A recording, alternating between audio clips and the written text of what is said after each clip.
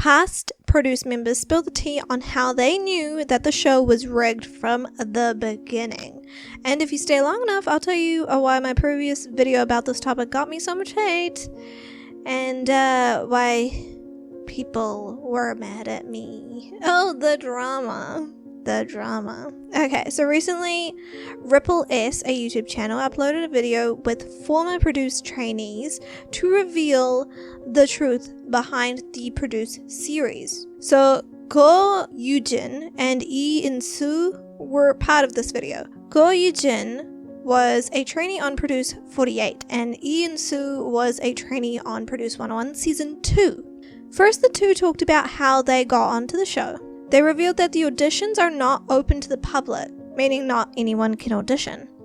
But the casting directors from CJ Entertainment will seek out trainees from entertainment companies to appear on the show. Lee In-soo revealed that someone he knew asked him if he wanted to be on the Produce 101 show. Prior to Produce 101 Season 2, In-soo was on another audition show or survival show, and understood the pressures and mental stress that comes with being on these types of shows. However, even after knowing this, he decided that he would participate for the show. So different from In-soo's casting experience, Ko Yujin revealed that she was introduced as an independent trainee, but was actually she was signed to a company and was part of a project group. The only thing was that she was disqualified from that group because she didn't fit the image of the group. Her company gave her two choices after that. Either she give up and go home, or she can go on to Produce 48. She auditioned with 3 other girls, and she was the only one to pass her audition in the first round. Yujin then talked about the second round of auditions that went. So in the second round, you need to dance, sing, and be able to speak Japanese.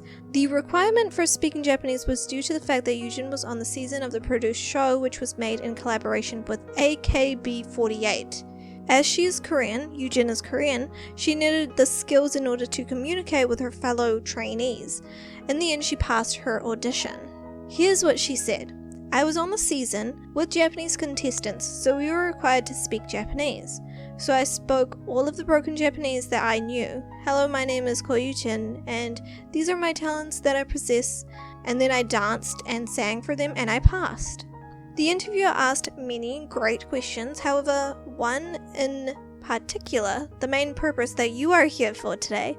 The interviewer asked if the 2 former Produce series trainees knew if the show was manipulated.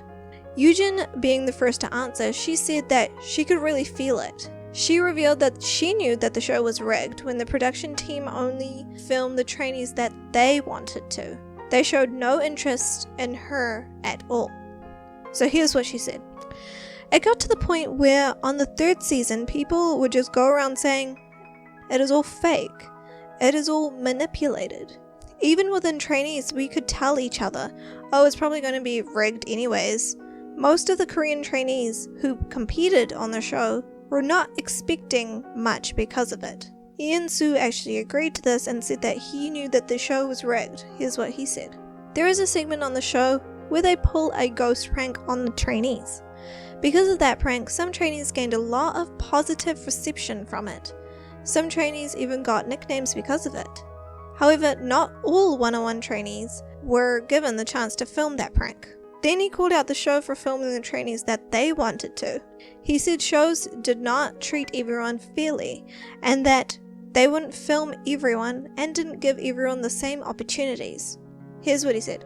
Either film everyone who is there and pick the best reactions, or don't send all the trainees to film the show. If you're not going to treat us fairly and give us the same opportunities, the friends that didn't get to film that segment, they didn't even get a chance. It wasn't fair to them.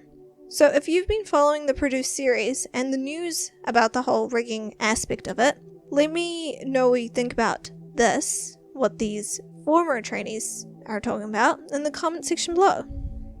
I know a lot of fans were claiming that members of the groups that came out of the Produce series, so IOI 101 is 1x1, didn't know that the show was rigged, but now you know what was really happening behind the scenes.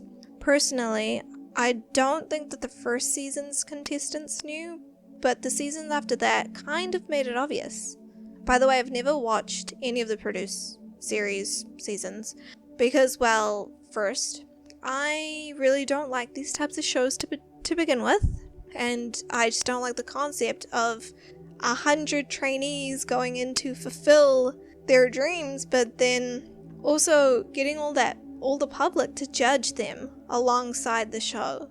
It becomes a popularity contest instead of a talent-based contest, if you get what I'm trying to say. Okay, second is that I kind of already knew that the series was rigged. I'll tell you why I thought it was rigged, okay? So if you think about it, if you're new here, then you probably don't know what the Mama Awards are. Mama Awards happen every year. They're hosted by Mnet, which is the same company that created Produce 101, the show. And every year, if you have been into K-pop, you would know that every year there is some sort of manipulation that happens on the Mama Awards. Every year, we know it. As fans, we know it in our hearts that there is some type of manipulation going on. So it hasn't been proven because it is an award show, and yeah, but it says a lot when bigger companies boycott this award show. It says a lot. Plus, Mama's history in award giving is sometimes just confusing. So the Produce 101 series is produced by Mnet, like I said, along with some other sponsors. So in my personal opinion, I believe that there was some type of manipulation because of Mnet's history, basically. Now that you know all of this information, there is a bigger topic at hand that people are talking about. Do you think that IZ*ONE should continue promoting, or do you think that they should disband? I actually did create a video a very long time ago about this, and people hated me. They hated my opinions, but it's okay. I had to remove that video. So a lot of people were saying that now they're saying that IZ*ONE, should disband. But the counter argument to that back then was that the girls didn't know and were not part of the rigging process.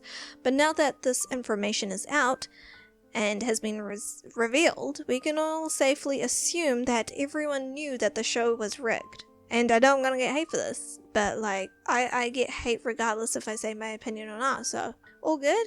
Yes. So like, ever since they revealed, in my personal opinion, ever since they revealed that the show was rigged, or the show was manipulated in some way, I believed that it was fair that IZ*ONE disband. Because, guys, the show was rigged. To me, it made no sense for them, IZ*ONE, to continue when this piece of news was announced.